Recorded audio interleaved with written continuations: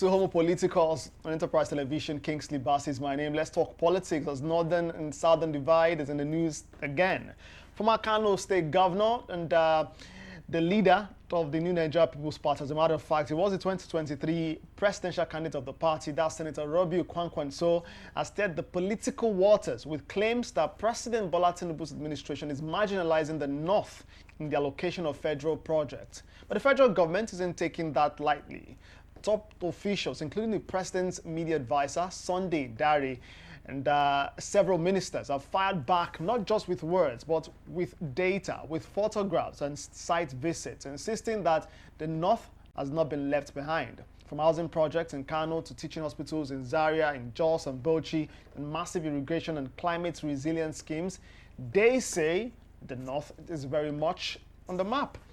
Amid this back and forth, social-political group Feni Fede have weighed into the matter, accusing Kwankwaso of playing politics with facts. So who's telling the truth?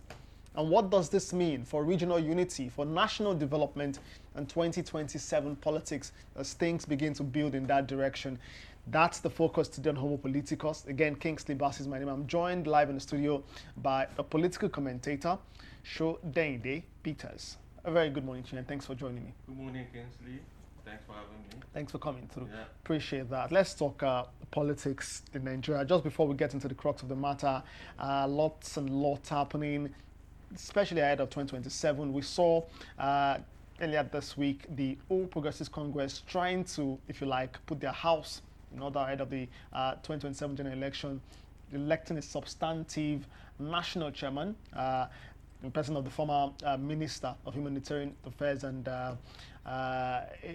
poverty alleviation, well, Owada. He's now the national chairman. Well, we've seen moves too by the African Democratic Congress. We saw earlier this week to the Labour Party vice presidential candidate visit the Julius Lebure faction of the Labour Party, and they're saying that, well, he's willing to, bring everyone together for reconciliation and the rest. What's your take? Well, it's 2025, July 2025, and already there are talks about 2027. It is not dying down. It continues to build. Okay, we're already in the season. Politicians are, their job is 24 hours, 365 days. Politics, so they don't rest. We are the ones thinking 2027 is far. For them, every step, every as ticks the clock, they keep moving, because a particular statement could change things, a particular movement could change things, defections and spending could change things. So for politicians, they always respond to almost everything within that space. So for me, for the APC, having a new national chairman, I think this is one of the, will I say, most peaceful one that I have seen in recent times when it comes to parties trying to elect candidates into offices. And maybe because the president, they are the ruling party, and it was held in the presidential field. You can't fight there. Because you can see Opus was doing as if we have agreed on something. Yeah. We just came out, read it. These are the officers, and nobody. No questioning. Went against those nominations, and so it was. But does that like some people have said, does that not mean that there's one man or a few group of people in charge deciding, orchestrating things, and you cannot question that? You see, the main thing for me is this: if a man is successful, whatever method he is using to him, that is the best way. They are the ruling party. If it is one man that has got them from just one state to about almost 30 states now, then of course, yes, they will tell you that this my method is the best. We don't have facts that it is one man, because all these positions are actually zones to regions. Yeah. It used to be North Central. I think former governor of Nasarawa State, Abdullahi Adamu, was the chairman of APC. Yeah. Northwest just finished presidency Buhari. Then Abdullahi Adamu from North Central was the chairman of the party. They had the candidates from the Southwest, Bola Tinubu, and they picked Like Ganduje, yeah. Yes, they picked the deputy from Ganduje is from the Northwest, yes. So they picked the deputy from Northeast, which is Shetima. So there's a way the political parties make sure they do their arrangements. So by the time Bola Tinubu came in and Abdullah Adamu was to go, he gave the office to Ganduje from the Northwest. And North Central has been complaining. We have been marginalized. So what they just eventually did was just to correct the imbalance in their own system. And they did it in such a way that everything looks good. So if they are a successful party, we can only come here, criticize and think that what they have done, one man deciding or not, the party is okay. On the flip side of that will be the People's Democratic Party. They have finally agreed on a date for their convention come November. It seems like they're putting the house in order gradually. Yes, the PDP is also, at least now they know where they belong. The party is, will I say, trying to rearrange itself. You see, but George, the Damagun, everybody trying to.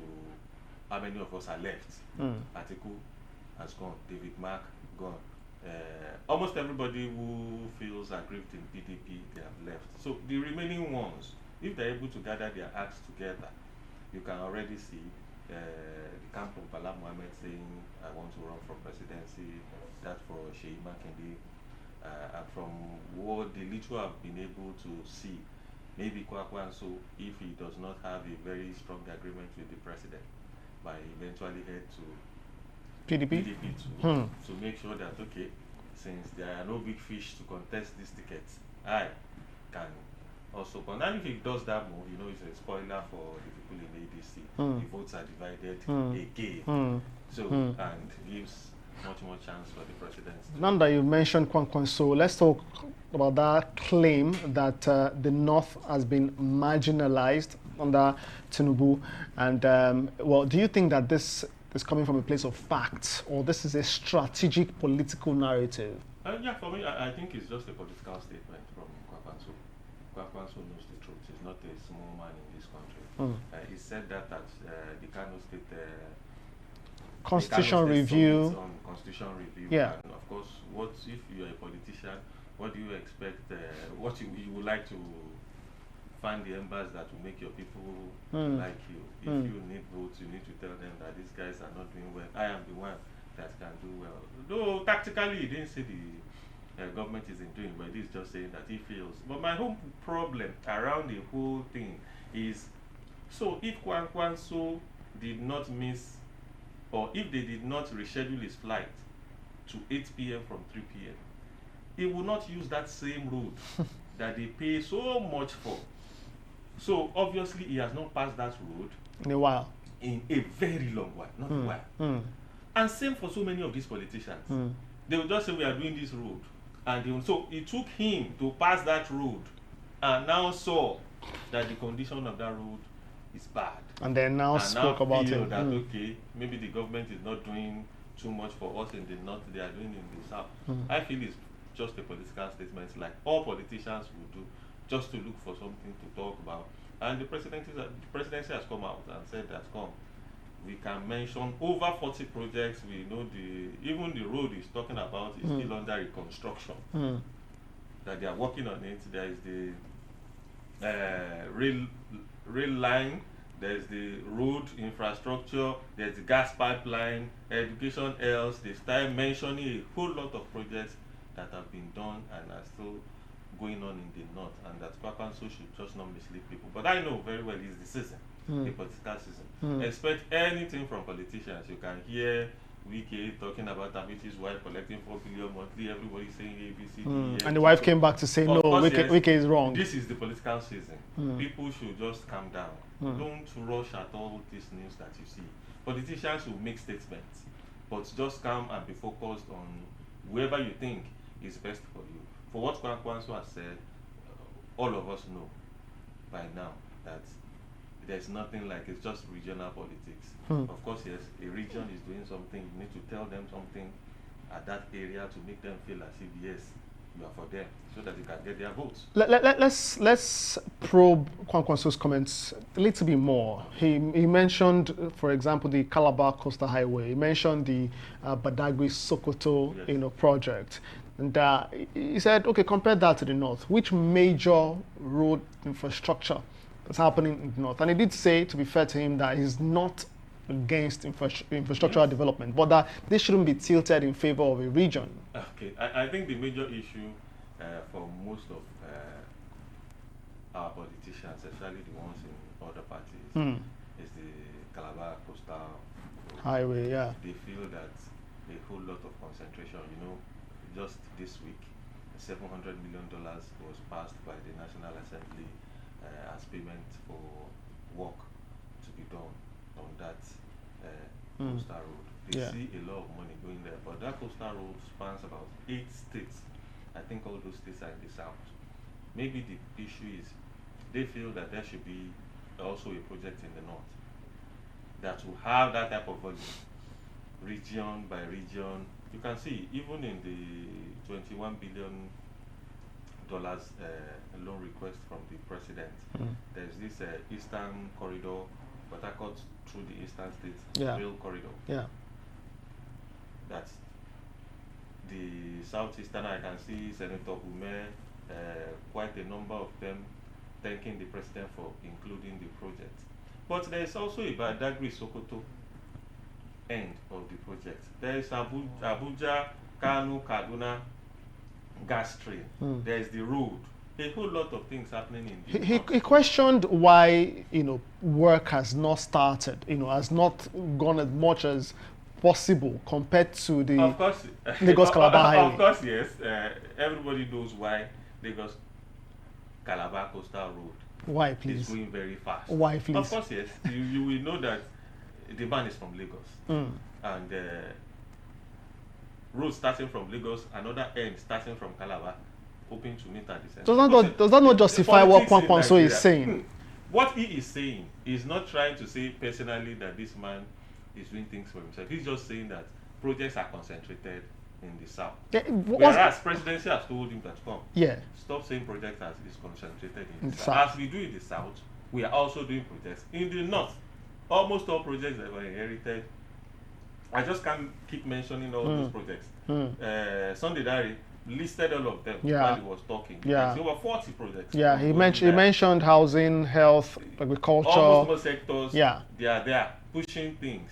So as far as I'm concerned, I feel that the major issue with most regions is that coastal highway that the president is pumping so much money. He believes that this will open up the economy of the country. Of course, yes, it's going to affect a whole lot of states, especially some southwest states and mostly the south states. So for me, development is good anywhere. But for Kwankwaso, I think it is more of political than the actual. Where I want people to face exactly is our politicians just pump money saying we are doing all these roads. They don't use them.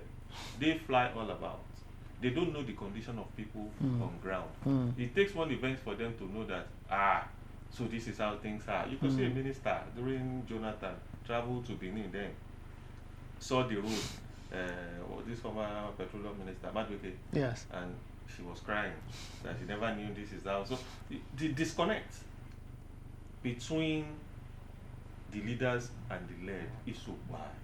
It's so wide. And I don't know how we are going to bridge that gap. That is the message I am taking away from this episode. You recall that months ago, the Labour Party presidential candidate P2B had said to the president to take a road trip, across the 36 states of the Federation to have the first-hand experience of these roads, of several roads, and in fact the security situation in the country. Thinking back at or just looking, reflecting on your last comment and thinking back, to what he said, do you think that that advice, that counsel at the time is valid? You see, for me, politicians are very, very funny and crafty people. Most of them will tell you what they did not do too when they were in power. Go and do this, go and do that. You see Atiku today, you see Kwankwaso tomorrow, you see Obi next tomorrow. All of them are saying they know very well that some of these roads, the conditions are bad. It's only when they leave power and they also join us in using those same roads, that is when they begin to tell the person in power that's gone, and you to go and pass there, can't you see this one, can't you see this one? The problem is that the sincerity of purpose for politicians is at a zero level. They just want power. You could see them gathering now, trying to form political parties here and there to make sure first they have power. But what to do with the power? Because of course it's supposed to be for the welfare and security of the people. By the end of the day, the welfare is most times basically for themselves. I don't think that when politicians talk about come and see this road is bad, the president is not, I don't think most times they are sincere. They're only saying it because they're not in power. Once they get in power, they will respond same way that sorry we are doing. They can roll 40 that they are also doing the same way, the same format. We have seen it over. If you are a student of politics over 26 years now we are in democracy, you will see same format. There's something that didn't happen with the presidency's response to Kwankwaso though. You would notice that it was the larger Atiku Abubakar, the former vice president, or the former governor of Anambra State, Peter Obi, or the major opposition figure, even like the former president, Olusegun Obasanjo. There would be the kind of statement that would follow, especially from Bayo Onanuga, right? It's the tone is usually different. Why do you think the tone is different, a little slightly friendly, if you may, for Kwankwaso?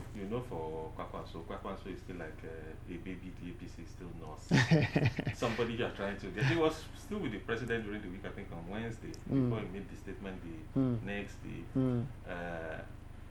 Everybody is just all over is there in the news that they want Kwankwaso in the APC.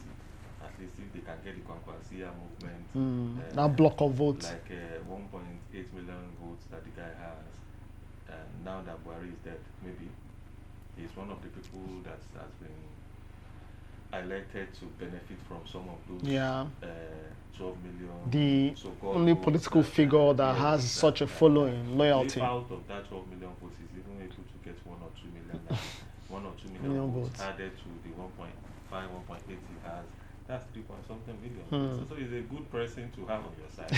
So the presidency would, of course, tread with caution now and try to get the guy on their side. So again, politics. But another thing is, just like I said earlier, even if you don't get the guy on your side, make sure the guy does not go to the other side party. If he goes to an obscure party, maybe remain in NMPP or goes to PDP, he works well for the presidency. The game might be, Oga, don't go to ADC. Either stay here or go here. So that at the end of the day, we can split these votes. All right.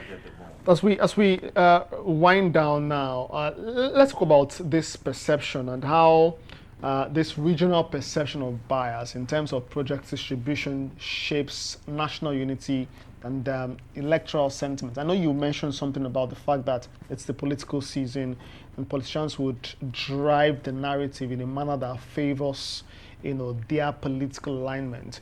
But one fundamental thing, that we need to be careful of is national unity. So how do you think politicians should shape their tone, this season? Yeah, I think when it comes to national unity, it's always a very difficult terrain because almost everything we do in this country, even the way the constitution has specified, projected it, is already in that direction. And the way political parties have structured everything is in that direction. You hear federal character, you hear catchment area, you hear issues like that. Even up till our education, some people are educationally less developed states, so when they score lower in courses, they will say, okay, you can read medicine, but the person who has scored 300 cannot.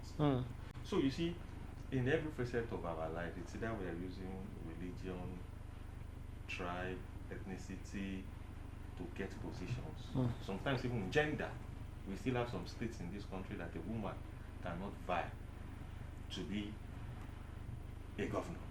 Some of them cannot even be deputy governors. Nobody will, especially in the northern states, they don't understand how a woman will lead a whole community of men. Oh, well, the lady, so that is how lady almost won in 2023 so in Adamawa State. Mama Adamawa, what they call her? Mama Taraba. I think she's late now. No, that's a different person. In Adamawa, Binani, that's Binani. her name, yes? Yeah. Binani, I could remember that episode too. Yeah. So, just like I said, to actually get a Nigerian who would be a president of this country, who would not, because it's like almost everybody comes there with a bitter experience that, okay, when these people were there, doing for them, it's normal. Get to Abuja now, everybody is wearing the cap of Renewed Hope. They dress like the Renewed Hope people. When Buhari was there, you need to wear that their cap to enter ministries to get things done. When Jonathan was there, it is the Niger Delta, whatever, in Abuja, everybody needs to dress like that. You see Wiki now. If you see Yoruba attire, you think this is the Southwestern. So that is the politics we play. Wow. I don't know, and that is how we started. I don't know. We started as regional government. How does that change, though? How does that change? Kingsley, I don't know. Just like I'll borrow from the words of Professor Afe Babalola. I said this constitution cannot take us anywhere. We need to sit down as a people, because the constitution was handed over to us by the military. National Assembly members just come in and edit. That the constitution was not designed by the people it was to. Left to me personally, speaking for myself now, I believe that maybe we are better as regions. Then we have just like the way United States is running. Each state is independent. I wish Nigeria had states that are independent. Control your resources, control everything, contribute to the center, so that all this doing for my region today, I'm doing for nobody is looking at the center. You are looking at your local government, looking at your state government. That is where the power is, that's where the resources is. Well, the conversation around true federalism, that was one of the major campaign slogans, or maybe message in 2023. I'm sure it's going to be revived in 2027. So far, we've not seen, anything close to the drive towards regional. Because for politicians, if you say no to Nigeria, you want to do regionalism, then their pockets becomes dry.